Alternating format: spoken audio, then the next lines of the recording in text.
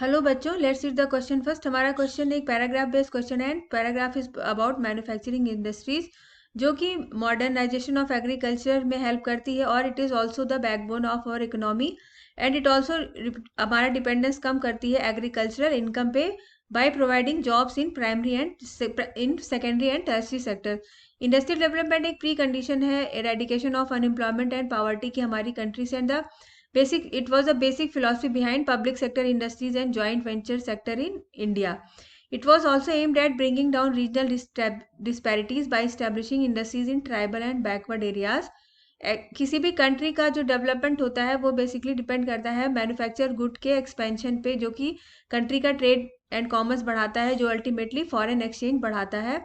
Countries that transform their raw materials into wide variety of finished goods of higher value are prosperous, and India की prosperity lies करती है इनकी manufacturing industries पे, जो कि उसका मॉडर्नाइजेशन क्विकली होना चाहिए. Agriculture and industry are interdependent on each other and not exclusive of each other. They move hand in hand, and for example agro industries in India have given a major boost to agriculture by raising its productivity. So question है, which of the following options does not help in modernizing agriculture? नीचे दिए गए option में से कौन सा factor जो है वो एग्रीकल्चर के मॉडर्नाइजेशन में हेल्प नहीं करता है? First is manufacturing farm equipment, second is providing unskilled labour force, third is supplying fertiliser and pesticide, fourth is producing tube well pumps and sprinklers.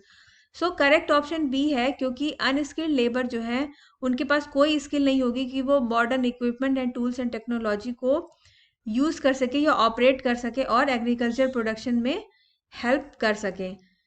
First option manufacturing farm equipment, agriculture industry में latest farm equipment tools और technology को provide करके हम productivity बढ़ा सकते हैं और agriculture को मॉडर्नाइज तरीके से कंडक्ट कर सकते हैं.